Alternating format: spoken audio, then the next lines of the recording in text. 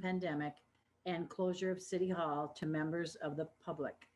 As a result of the foregoing, the City Council meeting will be conducted solely by telephone or other electronic means as provided in Minnesota statutes 13D.021, and no one in-person meeting will be conducted in the City Council chambers.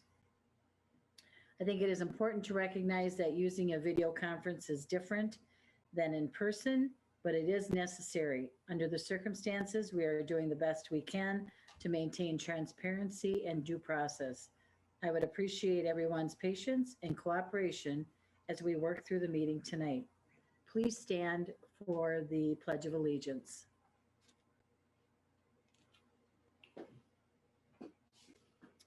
I pledge of allegiance to the flag of the United States of America and to the republic for which it stands, one nation, under God, indivisible, with liberty and justice for all.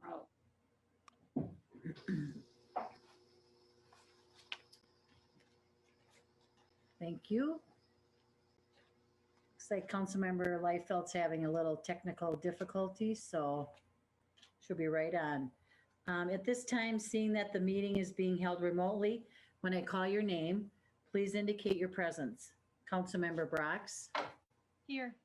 Councilmember Fulch, Here. Councilmember Fox, Here. Councilmember Liefeld, Councilmember Lund, Here. Councilmember Vaughn. Here. Let the roll reflect that excluding Councilmember Liefeld at this moment, all council members are present and a quorum has been established. Tonight we are having a moment of silence for Denice Kehn. It was great sadness, that we heard of the passing of Denice Kehn on January 3rd, 2021. Denice was an active member of the Hastings community. She was dedicated to helping with the elections for many years. Her can-do attitude and willingness to help when and wherever was greatly appreciated, especially during this last election cycle.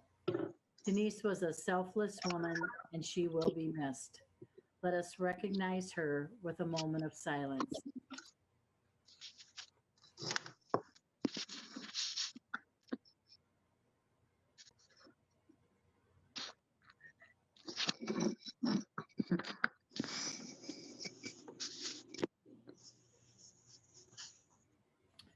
Thank you. Tonight we have the approval of the minutes. Council members, are there any corrections to the minutes from the regular meeting of January 19th? Seeing none, they are approved. Comments from the audience.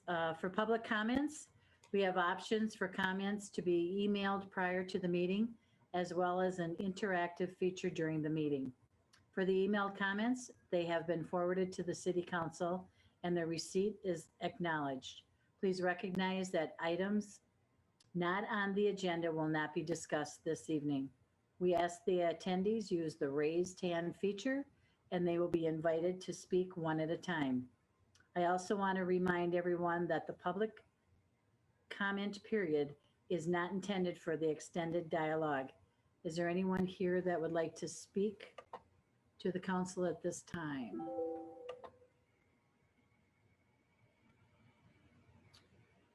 I see no one. Okay, council, I would accept a motion to approve the consent agenda. Your Honor. Councilmember Fulch. Thank you, Your Honor. I'd like to pull two items off of the consent agenda. I'd like to pull number 4 and number 9. Okay.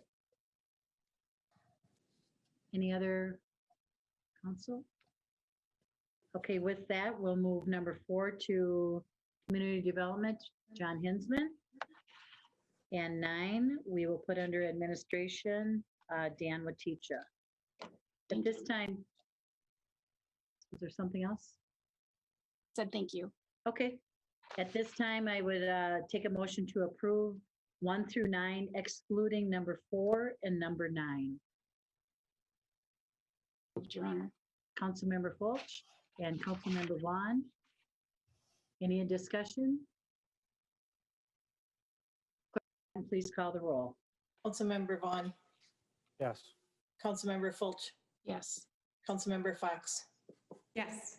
Councilmember Liefeld, Yes. Councilmember Lund, Yes. Councilmember Brox, Yes. Mayor Fassbender. Yes. And that motion prevails. Tonight under Public Works, we will have an update from MNDOT, Highway 316 project. For this item, we will have an introduction by Public Works Director Nick Ager and by Molly Klein from the Minnesota Department of Transportation, followed by council discussion. This is not an action item tonight for council. And welcome, Molly. Mayor Fassbender, I'll keep my comments really brief.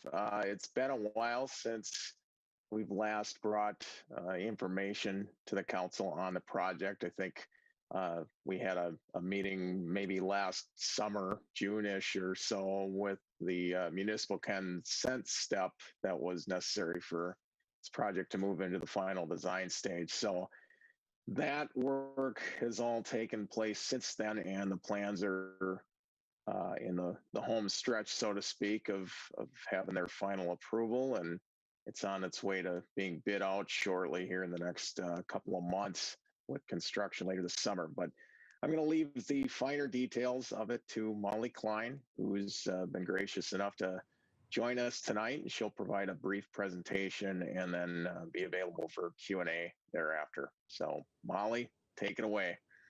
Thank you. It says I am not able to share my screen. Is that something that, Nick, could you pull up the presentation, or is there? Right. We should be able to get that for you here, Molly. Looks like John Hinsman's all over it. I'm all over it. Let's see here. Thanks, John. Maybe I might have to have Dan do it. I'm trying. I was looking to make her Give it a try. a co-host, but I don't see the option on here for me. There it comes. One sec. Okay, good. All right. Yep. Perfect. Can you see just the presentation now?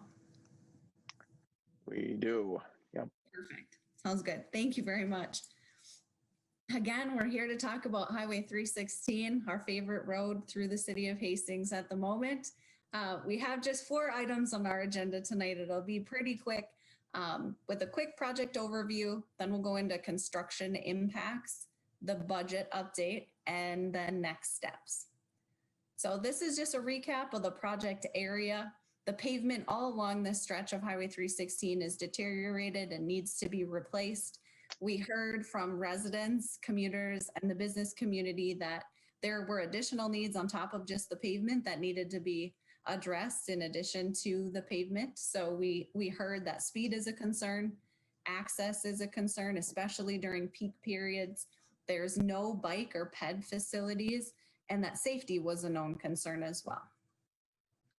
Hey, Molly, the slides didn't seem to be changing just there. If you could that quickly. Okay, which slide? Is it the project area slide, Nick? Well, we just have the title sheet up right now.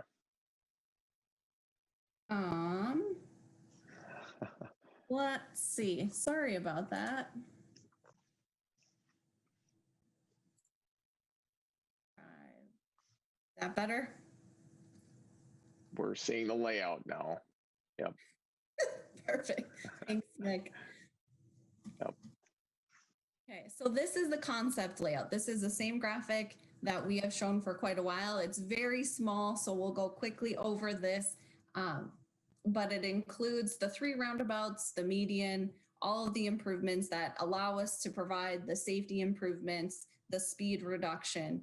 the access modifications, as well as the bike and ped connection. So the next slide is the visualization, and my favorite of all of the slides tonight. It's a quick overview. This starts on the south side. This is the first of 3 roundabouts at Tuttle. There's the trail on both the east and the west side. As you can see, we're coming up to Malcolm and 37th Street. The west side trail in this section does drop off because we didn't have an adequate right-of-way to put that trail in at this time, but the trail on the east side does continue. This is Tiffany Drive and the second of 3 roundabouts at about the midpoint of this section of Highway 316. 33rd Street is located here, coming up on 31st Street. And then the third of 3 roundabouts is here at Spiral. Now we continue north up to the intersection of 316 and 61.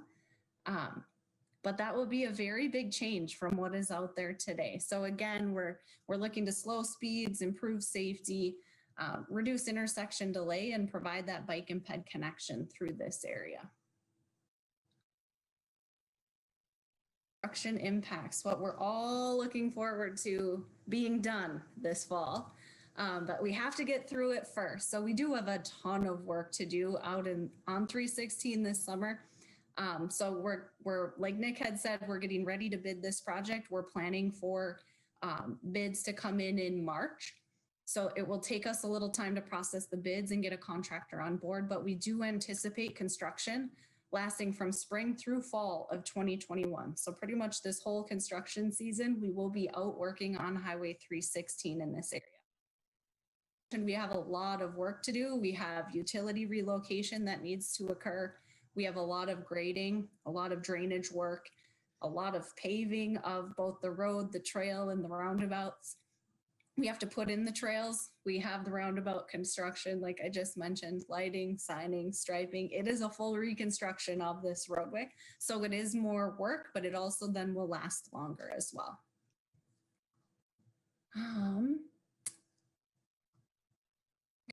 Stages. Sorry, I bumped something, but that works too. Construction stages. We anticipate 4 distinct stages during construction. This is what we have in our construction plans.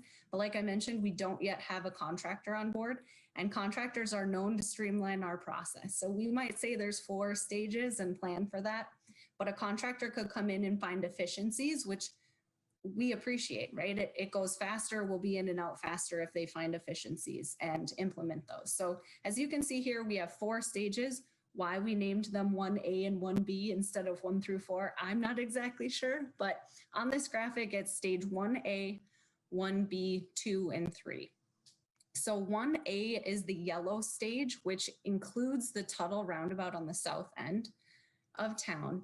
This that allows us to get that roundabout installed first, which frees up that intersection. So there will be a point in time during that stage, specifically stage 1A and B, where that intersection itself will be under construction, and it will be a little more challenging than it is today to get in and out of there. If you do have access only off of Highway 316, whether it's business or residential, you will always have access to your property throughout construction. It might not be exactly how you get to and from today, and it could change throughout construction based on where the contractor is working, but you will always have access. And we have staff dedicated to providing information about when things change, when the road will close, when, you know, these stages will progress through construction. And we will communicate with both the businesses and the residents directly along 316, as well as provide email updates as we move through construction. So I know that that is not ideal to have your driveway or your business be on a construction route. So we will do everything we can to provide information as quickly and as timely as we can through construction to ease as much of that concern as we can. There will still be trash pickup, mail. You'll still be able to get deliveries. It just will be closed to that through traffic and anyone that doesn't need to be in that area. We have 2 different detours. The first I'll mention is the regional detour. So the trips that aren't destined for the construction zone, we are signing a detour route on Highway 61. both in Hastings and south of Hastings. We're going to try to keep as many of those regional trips on Highway 61 as we can. That being said, I personally use Google to find my way if I'm not familiar with the area. And we know that Google doesn't always follow our detours. So we also have a local detour, knowing that some residents along this stretch of Highway 316, as well as businesses, might be coming from a different area. And it might be easier for them to use County 91 to Ravenna Trail to 10th Street. As you can see on the right side of the slide here, this will also be a assigned detour route, but it is intended only for those folks that are destined to the 316 corridor where there is construction. So this will just allow residents and businesses, again, just to go to the east instead of all the way down to Highway 61.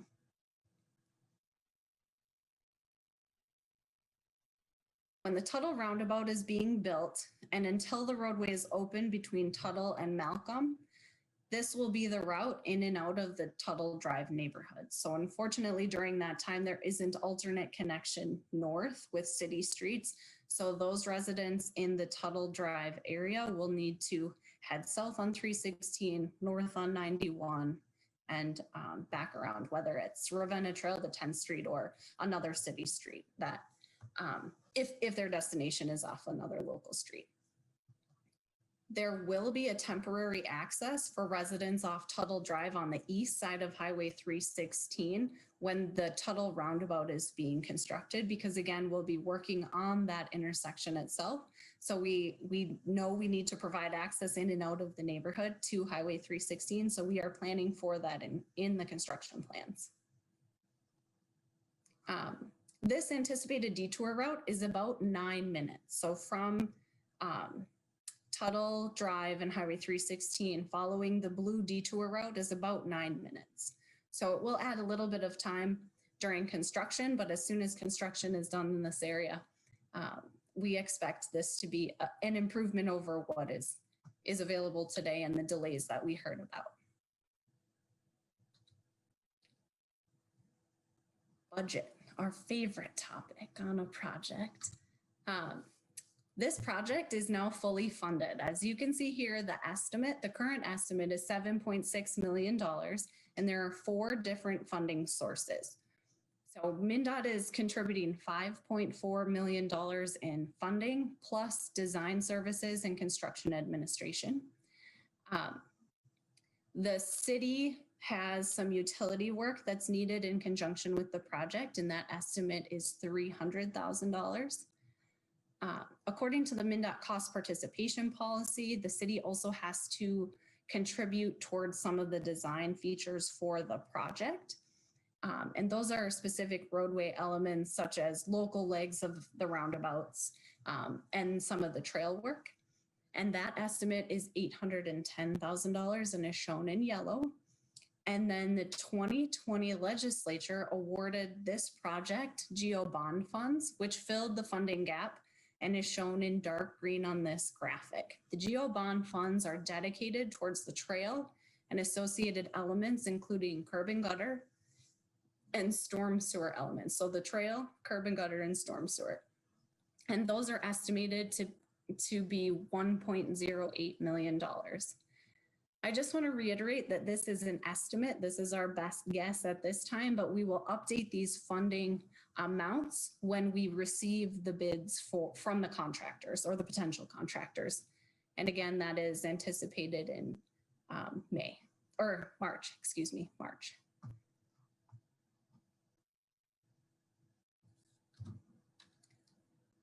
Okay, next steps.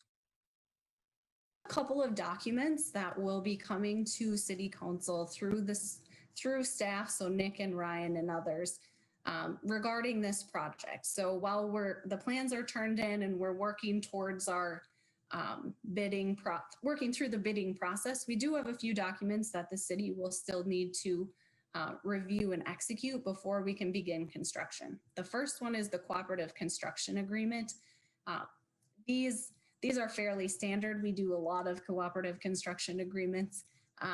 They typically handle the funding. So those 3 buckets of funds that are not MNDOT funds are handled through that cooperative construction agreement, as well as some maintenance activities following the project. Then there's a limited use permit. We call those LUPs internal. So if you hear LUP, it's limited use permit. And that is typically for trail work. So the second trail would be covered by that limited use permit and just says the city will plow it and keep it in good repair. I think there's a time limit on that LUP now, so they just are renewed every set number of years. There also is a detour agreement, that local detour route that we were just talking about with the blue dashed line uses 10th Street, which is a city street. And this detour agreement allows us to sign that detour route on Highway 60 or on 10th Street, excuse me. And it provides some funding for the use of that roadway as well. Then there's the LRIP or Local Road Improvement Program Agreement. This is the formal agreement to reimburse the GO bond funds that we just talked about that the legislature awarded the project. So there will still be a couple of items coming your way for review and action, but we're getting close to construction.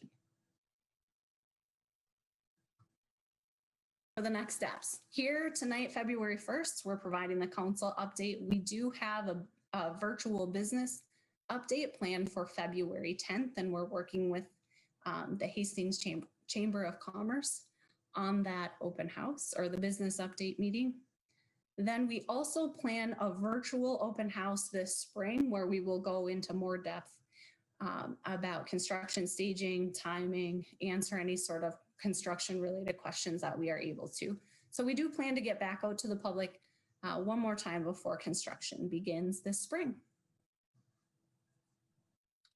And with that, thank you very much. Here's the project website. It's kind of long. It's quicker for me if I just Google MNDOT Highway 316, but this is the actual project website link. Great. Thanks, Molly. Yeah, thank you. Yeah, it's very exciting, like I said. There'll be pain, but it'll all be good at the end. Council, any discussion or questions for Molly or Nick or? Your Honor, this is Tina. Okay, thanks, Tina, because I know it's hard to see when you can only see like 4 people at a time. there you go. There we go. Thank you. Yes, Councilmember Fulch. Thank you, Your Honor. Molly, I thank you for that update. It's exciting that things are moving ahead, but then it was like gulp when I saw the detour route going around the neighborhood. When you were talking about the 4 phases, and then I get it when you bring on a contractor and they start to lay out their project timeframes. What I was curious about is just the flow of traffic for the residents that live in that area, and how it is that you're intending to let folks get back into their neighborhoods. I know that there's a couple ways to skin a cat there and sneak around back ways into the neighborhood and such. But so I was wondering if there will be pulls off 316, like starting at Highway 61 and 316. So it will be that whole section all at once, or will it be that it'll actually be in 4 sections as was denoted on that map? I don't know what slide it was. I don't think we received the presentation in advance to be able to have that on hand of view. Talk about that a little bit. I'm sure there'll be lots of questions for residents in that area.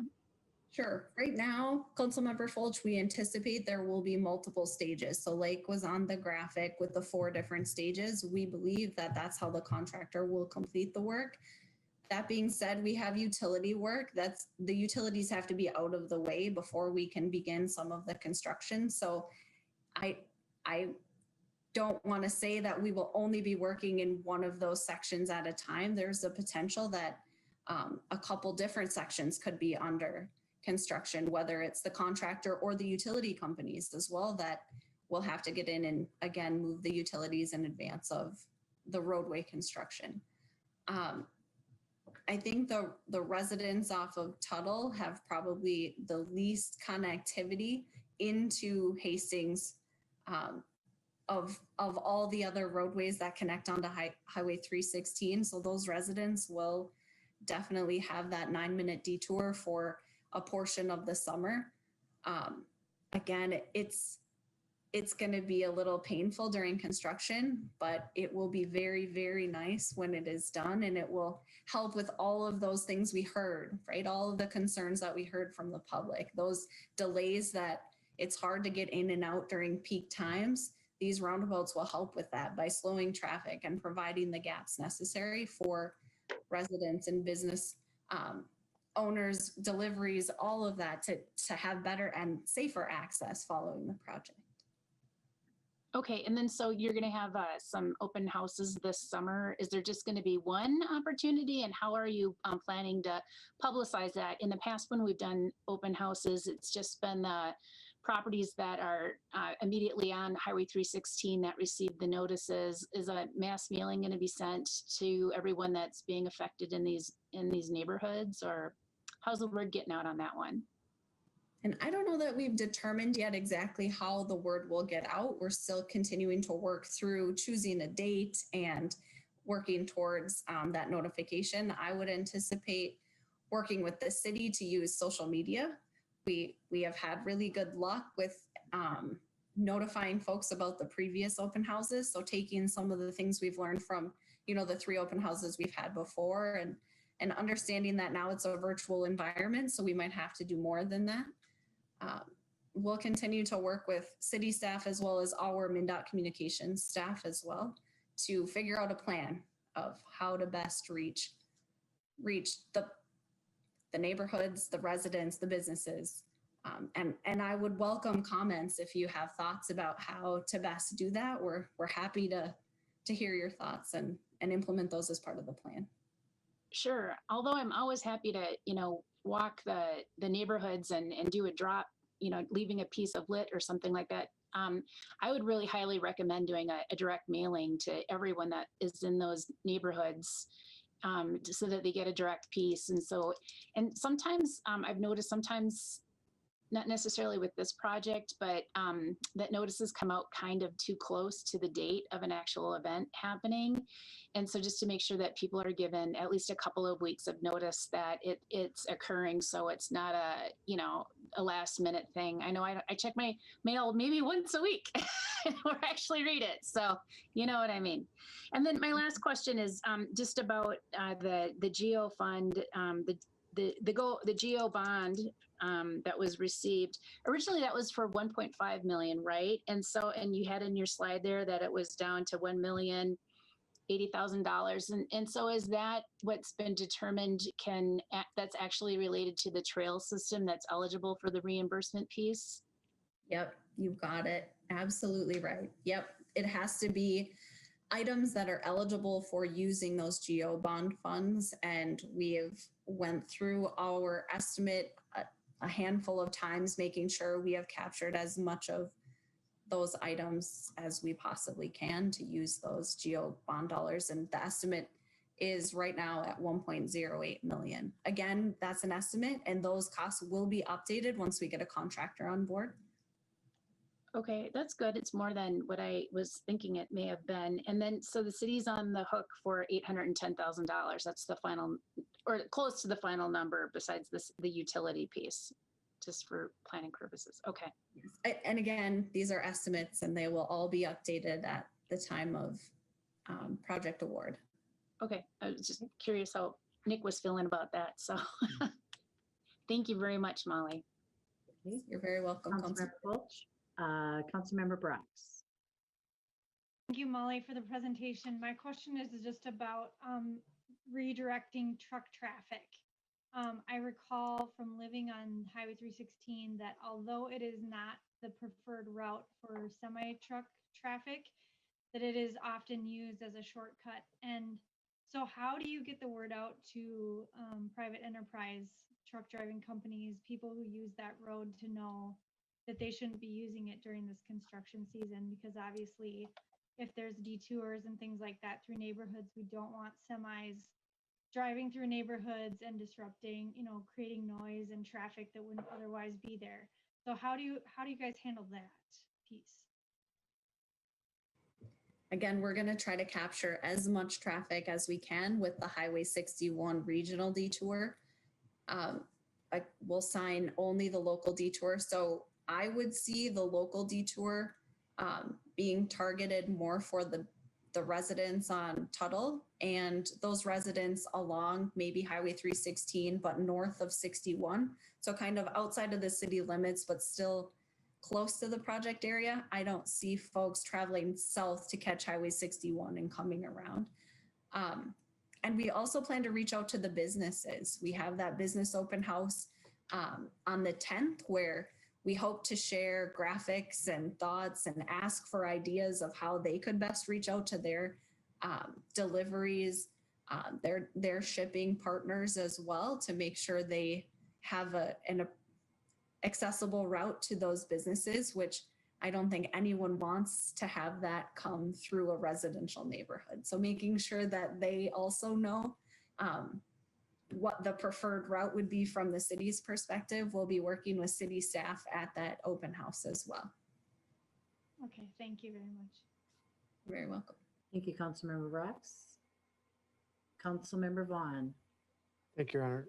Molly, thank you. Can you confirm then you are not going to put a sign out on 61-316 towards Red Wing to say preferred route is to keep going forward to get to 61 and don't cut through Hastings? That will be. It will be signed. Yep, the Highway 316 signage for the detour route will be on the south junction of 316 and 61, trying to capture as many of those trips as we can, Okay. keeping them on Highway 61, not on Highway 316. Thank you for that clarification. And one last question, and you may not know this yet, but is it written in the contract that will they be allowed to work 7 days a week? And do you think they will work 7 days a week on this project? I will have to look into that and get back to you. I don't know offhand. Okay, thank you. Thank you, Councilmember Vaughn. Any other discussion, council? Okay, Molly, thank you again. I'm sure we'll see you soon. Nick, did you want to say something? I did, just real quickly, touching back on the detour element a little bit. Molly might have to help me out here, but Molly, going back to the 9 minutes that you cited, I believe from some of our project planning discussions, that was the entire trip for that detour route all the way back around to the intersection of 10th and 61, correct?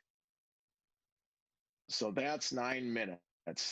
What everybody has to keep in mind is that there already is some travel time between Tuttle and 10th Street and Highway 61. So it's really, the differential there is less than that, correct, Molly? You know, Yes. maybe something more like 4 to 5 minutes total increase time in travel, not 9 minutes. Makes sense. And the other thing that I wanted to touch on was, although we understand that, you know, that will present some frustrations for folks that are in the immediate area, having to go around. Something we also don't encourage is cut through traffic to existing neighborhoods and displace a detour on what are otherwise neighborhood streets. That's every other time that I've experienced that, it causes problems all around. And neighborhood streets aren't set up to facilitate that sort of thing. So why the route was chosen as it was to go around on Glendale Road, around the east side of town there for that one.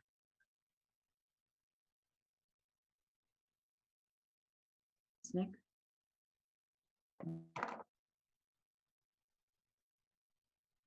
Discussion again, Molly. Thank you, and I'm sure we'll see you soon.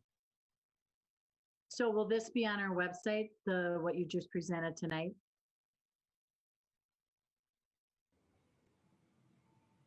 Anywhere for viewing? Well, good point, Mayor. I suppose we can put that. We've got kind of a brief page on the project there that we could put that slideshow on. I think really for continual news about the project, we do want to encourage people to visit MnDOT's website, as MnDOT taking the lead on the project. And that was at that link that was provided at the end of the slideshow. Okay, great. So, And I've heard many people say when the video first came out, how good that was just because it was so clear. You know, they had to visualize, they could see what was going to be happening. So that was a good thing to have as well. Okay, now we'll community development. John, would you mind helping us in the number 4 item that was pulled from the consent on the parklets? Sure, Mayor. What we're asking for tonight is to consider first reading and order a public hearing for changes to our city code related to parklets. So tonight's action would be to have that reading, schedule the public hearing for our next council meeting, which would be February 16th. And I think the council is aware of some of the background of parklets. We had a version of it last year, which was, albeit kind of a duct tape version, quick version, in which the expediency of doing something was the penultimate in getting things done. This year, we wanted to pause a bit. We wanted to put something in the city code that would provide more direction to it. Also, we wanted to take into consideration some of the comments we got back from the survey that we conducted in the downtown area as to the use of the parklets, the look of the parklets, and looking at something today within the parklet ordinance that would have some more permanency towards it, something that would not be of last year's variety, in which we had traffic demarcations and cones and orange things around the downtown parking spaces, and have a situation in which the pedestrian traffic was routed around these parklets. That's one of the things we're looking at this year, is to create an ordinance and a process in which parklets would be within the parking spaces only, and that the Second Street sidewalk would be clear for passage. And so it would have a different look than last year, more of your traditional parklet look that most other cities have. With that, we have caution within the report that there is a portion of state law that requires liquor service to be contiguous and continuous. And that with having a separation of these facilities away from the building, there may be some risk involved in not meeting those requirements of contiguous from state statutes. In looking at the application and the enforcement of this upon other cities, we have noted that there are a number of other cities within the state that have created parklets within parking spaces that have not been physically contiguous to a building, and that has not posed an issue. So we will caution that that is a risk that we are undertaking, but based upon the enforcement of this provision in the past, which we have not seen enforced in other municipalities, we feel strongly in bringing this forward as a recommendation to do it in this fashion. Because when we looked at the parklets from last year and the configuration and having to move people around the parklets and into the street area, we did not feel that was a good situation from a pedestrian, from visiting stores and restaurants, and also from pedestrian safety. So not sure if there was any specific questions that you had tonight, bearing in mind that we're looking to hold the public hearing in 2 weeks. As part of that public hearing, we've had outreach with this ordinance. We've sent the ordinance out to various people in the downtown area and the DBA for their comment as well. So I can stand for any questions, comments that the council may have. Thank you. Thank you, John. Member Fulch, would you like to? First of all, I'd like to thank John and his new hire, Eric Moss. And I'm sure Nick has had a hand in this as well, and working together and pulling together this parklet ordinance as you have. I've been super impressed with Eric and the outreach efforts that he's been doing with the downtown Business Association. And so thank you very, very much. I pulled this because I was concerned that don't know who you sent it to, but I hadn't seen it, and I've been a part of those conversations with the Downtown Business Association members and the chamber. Myself, Jen Fox, and Merritt Fassbender have been working together, as a team to, paying attention to this issue. And I haven't seen a draft float within that group, and so they didn't get an opportunity to ask questions. And I'm a little concerned about one of the provisions under F, which was building code requirements. Number 3, the frame should be freestanding, blah, blah, blah. So there's a requirement in there that from how I'm reading it, is that a parklet has to actually be a platform above the street, up adjacent against the curb. But when we were having conversations with the group, some of the business owners had said that they didn't see themselves wanting to construct an actual raised parklet, that they would like to be able to utilize just the street surface itself. And they realized it was a bit of a tripping hazard, but that they felt that that was a better route for their particular circumstance. And so I'm concerned that if we didn't give this, if we didn't give people an opportunity in advance to ask questions and to deal with little nuances like that, I'm just a little afraid of it being going to the second reading. And honestly, we don't work so great amending on the fly ordinances. And so I'm concerned that, so John, I'm asking, I'm okay with moving this forward if we're going to have the opportunity for people to give input at the next meeting and then make changes to the ordinance if need be. But I just don't feel that we've given the opportunity for there's been no council committee discussion. I didn't go to any of the commissions, the COVID task force, even though we were supposed to have met last week, we didn't, and that would have been a good opportunity for us to talk about this. And so it hasn't had an opportunity for any questions and comments. And so I'm having a little heartburn about it. Sure, council member, appreciate the comments on that. What we're scheduling is the public hearing for next week, and it's important, I think, to get as much outreach and comment for that meeting. At that meeting, we would have the public hearing. We'd have the opportunity for the council to adopt the ordinance if they feel comfortable at that point.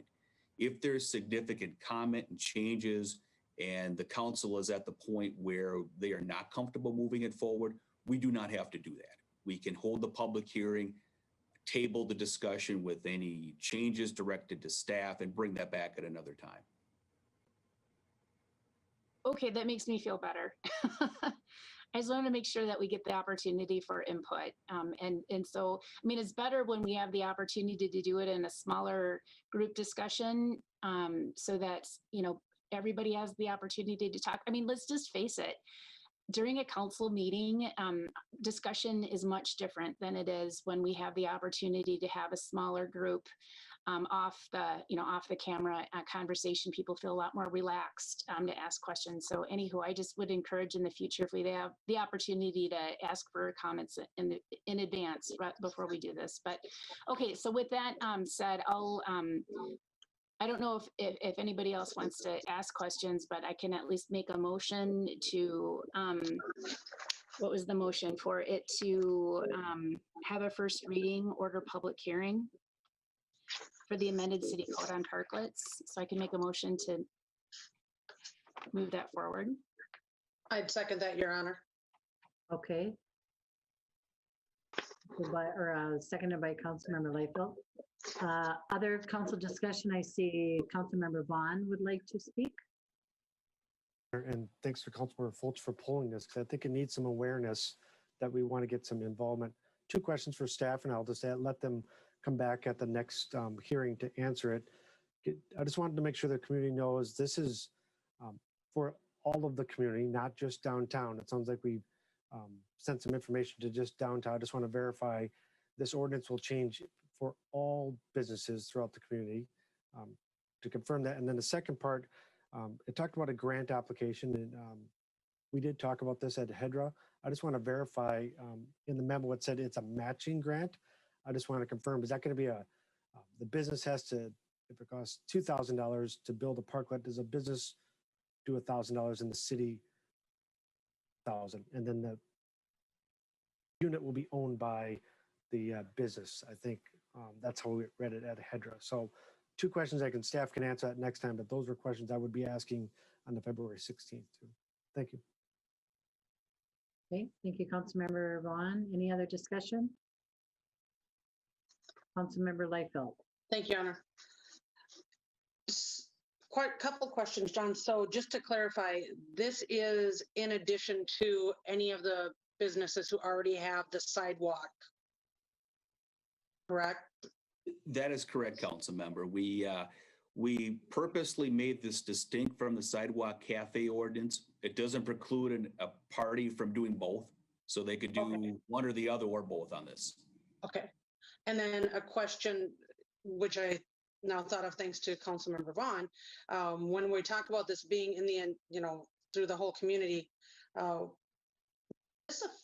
this affect, would this be something that restaurants without a liquor license could participate in?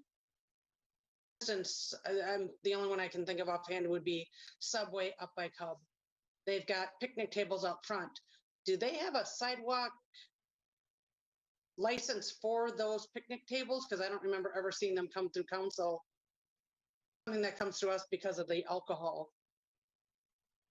I think 2 things are involved for the sidewalk cafe license and similarly for the parklet. Number 1, the service of alcohol requires any sort of amended permit on that requirements for outdoor service. So anytime that occurs, that's a point in which the council needs to take action on the liquor license. The second portion is the use of public right-of-way. Within the downtown area in particular, when you have parking areas, those are going to be within the public right-of-way. And so now you're having commerce that is occurring within the public right-of-way, which has its own stipulations, and we want to make sure that some of the insurance requirements and safety requirements are there. That being said, a lot of the areas outside of the downtown area that have sidewalk areas, parking areas are not in the public right-of-way. They're in public streets themselves. So I think that would be distinct from what we're doing here because we're talking about the public right-of-way. That being said, it wouldn't preclude those individuals from making a conversion of those parking spaces, but it wouldn't be per this parklet ordinance because we're not dealing with the public right-of-way. John, for that clarification, because I too and have brought this up previously, is I can't think of any other situation quite like this within the city. Every other location that I can think of has their own parking lot associated with it and such, or their own space. So I appreciate your clarifying that. Thank you, Councilmember Liefeld. Councilmember Fox. Thank you, Madam Mayor. I just wanted to thank Councilmember Fulch for bringing up the concern about the scaling of this plan. So if somebody wants a parklet like we had last year, if they want something in the middle, or if they would like something that's constructed on 2nd Street, I know that that's been part of the conversations that Mayor Fassbender and Councilmember Fulch and I have been a part of for a couple months now, and that's something I just really appreciate those comments. I also wanted to mention that I will recuse myself from this vote. So just so everybody is aware. Okay, thank you, Councilmember Fox. Councilmember Fulch. Thank you. May I ask one other question of John? John, in your little memo, and Councilmember Vaughn, he just alluded to it, that you had mentioned that there was a grant match. And so I listened to the last Hedra meeting, and it was brought up in the sentiment of Hedra's members were that they would be more interested in a grant rather than a loan. There wasn't really discussion about there being a match requirement. And so I think that's up in the air. And I just wanted to provide feedback. Again, when we've had these conversations with the Downtown Business Association members, the restaurant owners and such, I think there's varying degrees of how much they're suffering. I think some of them are completely on their knees and they are holding on by a thread. And so I'm like super nervous about this ambiguity about the grant match and how it is you guys are thinking about structuring that. There hasn't been an opportunity for staff to ask anybody yet for any feedback on that and what it is that you're thinking about proposing.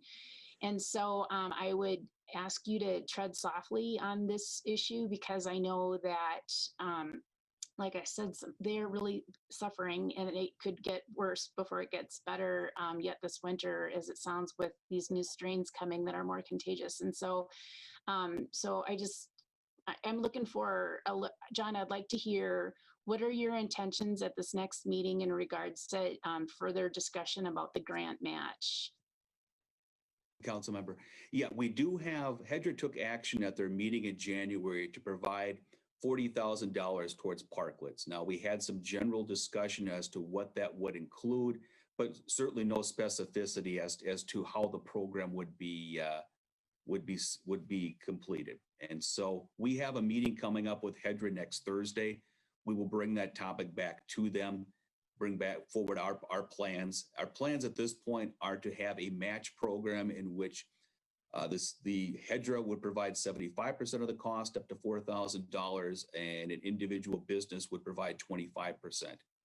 That's open for discussion, could be open for change. I know what some of the discussion we had at Hedra, it was a very close vote. It was a 4-3 vote in favor of providing funding. There was some discussion among Hedra members as to where the program was at, if the funding, how necessary the funding would be at that point. So we'll have continual discussions with them next Thursday.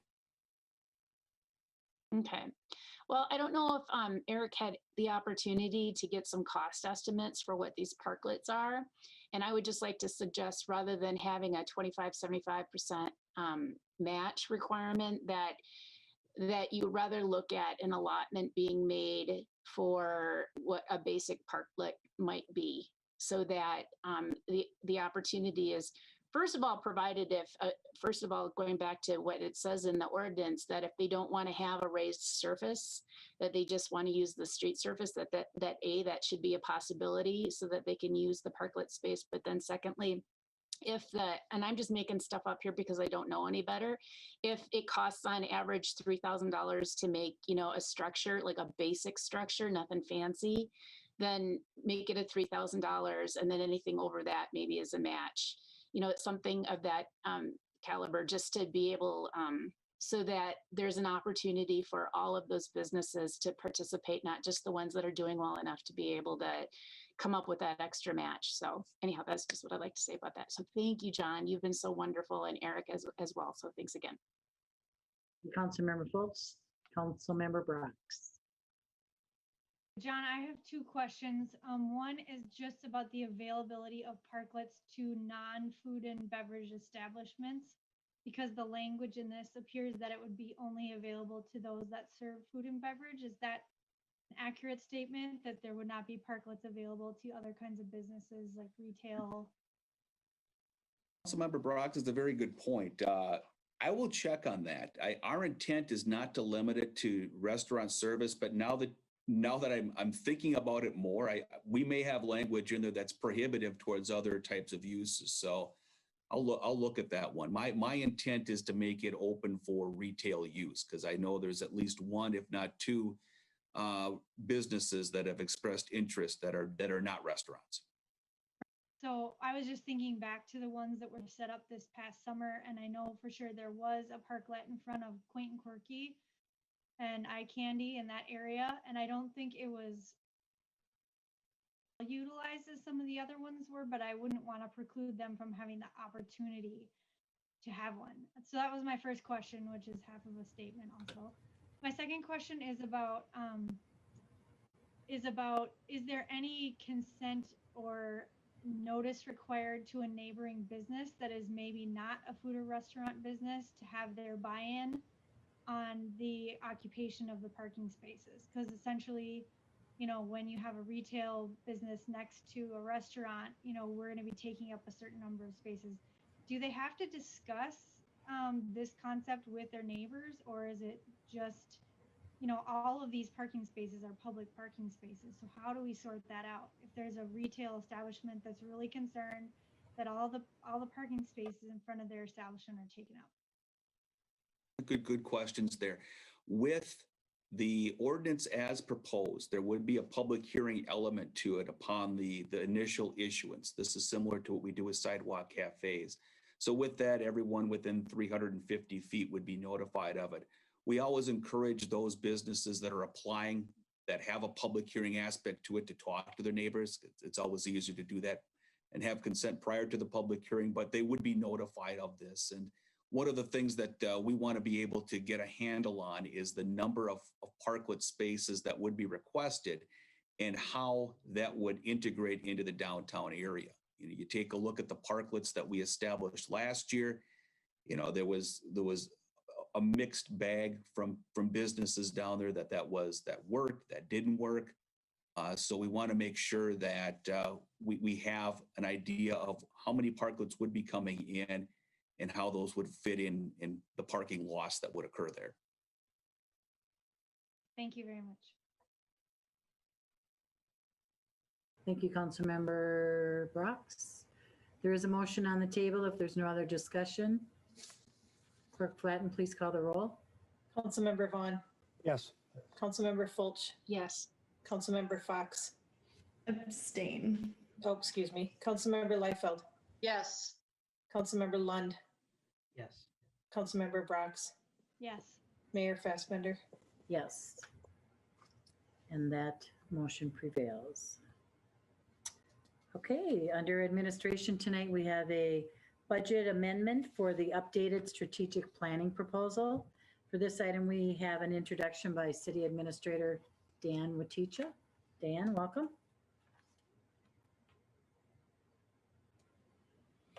Thank you.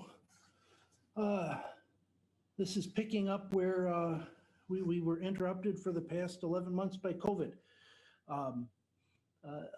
About this time, a year ago, we were talking with Chad Weinstein about contracting with him to facilitate some work with the city council and department heads.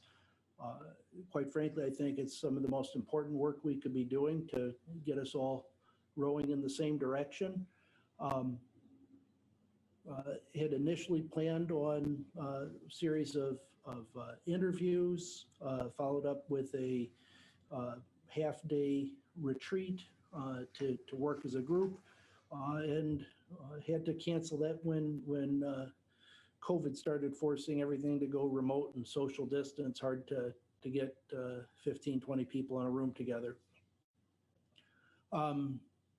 Here we are some months later, and have seen some experience doing sessions along these lines in a Zoom environment.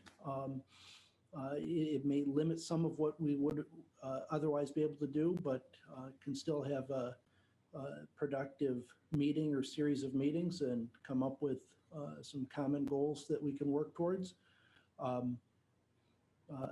It does require, as noting the budget amendment, it does require some additional funding above what we had anticipated before. That's partly a matter of in the Zoom environment, adding a couple of meetings. Instead of doing half a day on Zoom, let's do 3 two-hour sessions and try to avoid some of that fatigue. But it also means additional work in between the meetings and additional time of the consultant. It also, I don't want to say it's duplicating some of the work, but it's with the restart. If back last February, Chad had interviewed each of you and invested that time, although I believe that input would still be inputted into this new work. It's a year later, as well as we've got a couple of, one new face on the council. needing to basically redo those interviews here again this February. So some additional time there, those resulting in the additional time and the budget impact of it, and hope that we could approve this agreement with the associated budget amendment. But I can certainly stand for any questions. And Any questions, Council? Councilmember Lund. Make a motion to approve. Thank you, Councilmember Lund. Councilmember Brox, Second. second. Additional discussion, Councilmember Vaughn. I guess my only concern is we did some work already and we paid for those services. I have a tough time paying for more services that we already did. And then I'm still not sold on the value of trying to, someone hasn't proved to me yet that it's going to be successful. It seems expensive to do via virtual. I use a little bit of caution. I'm more interested in doing this when we're back together as a whole. I think it's more effective in my personal opinion, but I'm a little iffy on spending this much money, especially during these amount of times or during these times with this. So I'm going to probably vote against this because I think we're better off pausing this until we are together again as a group. Thank you. Additional council discussion. Councilmember Fulch. Thank you, Your Honor. Councilmember Vaughn, something I noticed in reading through this this updated proposal is that this is actually an expanded scope of work. You know, this is taking on more. It's more definitive in identifying what strategic priorities there are, and then something I've been squeaking about for the last few years is actually having the initiation of work plans for attaining these goals and having a plan for how are we going to move some of these things forward. You know, that's more in the realm of real strategic planning rather than getting together, holding hands and singing Kumbaya. You know, I mean, come on, so I am ecstatic about the fact that the scope has been broadened so that there's something with more teeth to it, and that something that we can all stay on the same page on and expect regular updates and work together as a team rather than just, just getting together, holding hands and hoping for the best that things are going to work out, because I'm sorry, that's not how, if we can't define specifically where we're going and how we're going to get there, how we ever going to know that we actually got there. And so I'm really pleased with this. And I thank Dan for taking in that. I think that he heard that overwhelmingly from us as a group, you know, the last several months, and I'm really pleased. So thank you, Dan, for listening to us and making this a more robust in an attempt to do it in a virtual environment. God only knows how long it is that we could be in this particular state of being. I know some of our council members still have health conditions within themselves with their family members that makes them hesitant to be in public environments. And so, so who knows? And I'd hate to, sit for another year hoping that we would have the ability to come back together and work on this. Another year is really long. So, so I'll be voting yes. So thank you, Mayor Fassbender. Councilmember Fulch. Additional discussion? Clerk Flatten, please call the roll. Councilmember Vaughn, No. Councilmember Fulch, Yes. Councilmember Fox, Yes. Councilmember Liefeld, Yes. Councilmember Lund, Yes. Councilmember Brox, Yes. Mayor Fassbender. Yes. That motion prevails. And we'll look for you as well for this next item, which was pulled from the consent agenda, to accept the resignation of Julie Flatten. And Councilmember Fulch, did you want to speak to that, or would you like to hear Dan first, or what are your questions? Your Honor, thank you. It's not a question, but I want to express my gratitude for Julie's service. She is so absolutely wonderful. You know, it's in our write-up that she's worked for the city for the last 13 years. And I just lost it. Shoot. About all the things that she does, it's unbelievable. As the clerk functions and over human resources. I mean, we just look to her. She's the number 2. And I don't think a lot of people realize that in 2019 that Julie was our city administrator for almost the whole year. And a few of us begged her to stay on permanently. And she just has served with so much dignity, and she just has my utmost respect and gratitude for everything that she's done for us. And I'm sure I'm speaking on behalf of everyone here, but I just could not let your resignation go on the consent agenda without saying something, Julie. We have been so blessed to have you, and I wish you all the happiness, and I hope you make big bucks in the private sector as a consultant. That's so exciting for you, because you deserve it. And I'm so glad you're still in Cowtown, and I still get to represent you for another couple of years.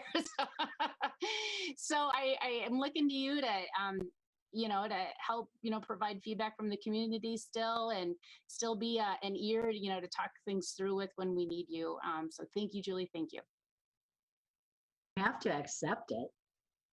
That's true. Your Honor. I think the memo Sorry, said Julie. I think the memo said otherwise. Yeah.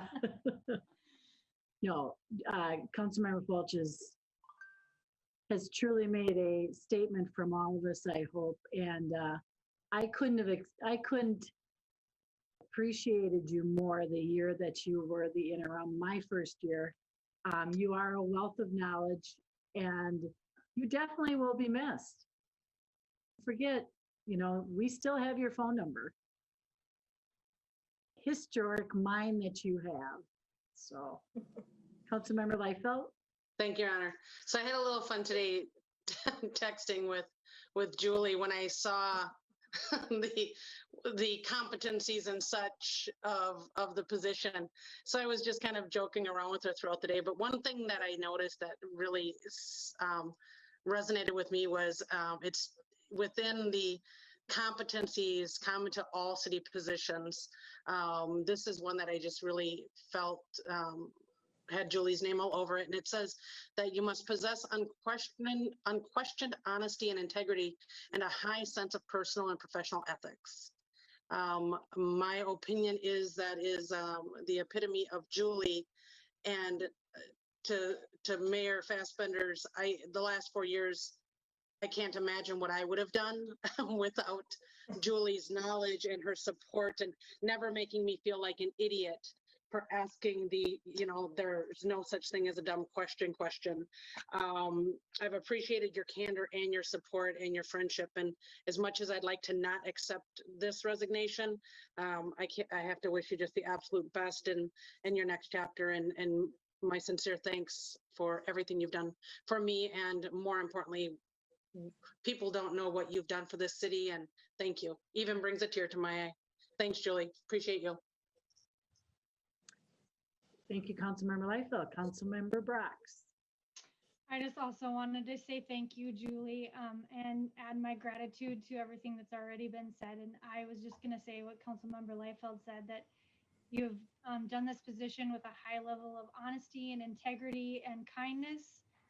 And I really appreciate you. I just want you to know that. And I wish you all the best. And I encourage you to call your local council member if you have any concerns going forward.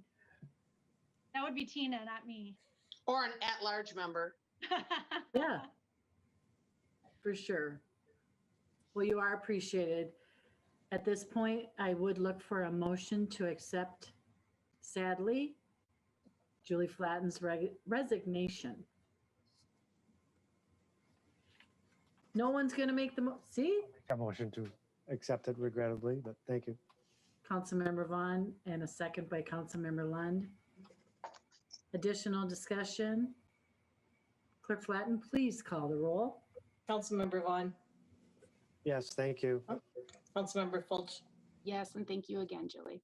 Councilmember Fox, Yes, thank you, Julie. Councilmember Liefeld,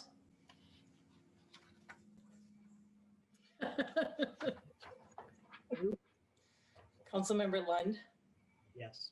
Councilmember Brox, Yes. Mayor Fassbender. Yes, I will. Thank you, everyone. And that motion prevails. Council, do you have any announcements? Okay, I have a couple. So we have the State of the City virtual presentation will be at noon on Wednesday, February 10th. It features much of the city's adaptations this year in the response to COVID and looks ahead to plans for 2021. Please considering ordering takeout lunch from a local restaurant, watching this over your lunch period. The recording will also remain on the city website and HCTV's YouTube channel for later viewing. City offices will be closed on Monday, February 15th in observance of President's Day. Monday, February 8th, we will have a Planning Commission meeting at 7 p.m. Tuesday, February 9th, a Parks and Rec Commission meeting at 7 p.m. Thursday, February 11th, HEDRA meeting at 6 p.m. Tuesday, February 16th, City Council will meet at 7 p.m. and there is also a 7 p.m. Heritage Preservation Commission meeting. One final note, we want to wish our city administrator, Dan Waticha, a happy birthday yesterday. Have that right. Okay. I would accept a motion to adjourn, please. So moved. Second, Councilmember Your Honor. Brox and Councilmember Leifeld. No discussion. Clerk Flatten, please call the roll. Councilmember Vaughn, Yes. Councilmember Fulch, Yes. Councilmember Fox, Yes. Councilmember Leifeld, Yes. Councilmember Lund, Yes. Councilmember Brox, Yes. Mayor Fassbender. Yes. And that motion prevails. Thank you all.